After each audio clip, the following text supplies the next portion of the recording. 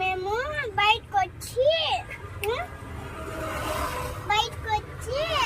నేను last time ఇంటికి పోయేటప్పుడు వెనకాల కూర్చొని పానీపూరి మసాలా పూరి డాడీ తీసి ఇచ్చినాడు.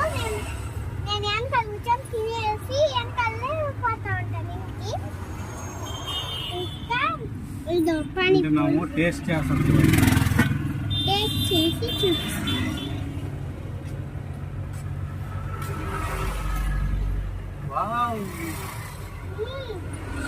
సూపర్ ఉందండి.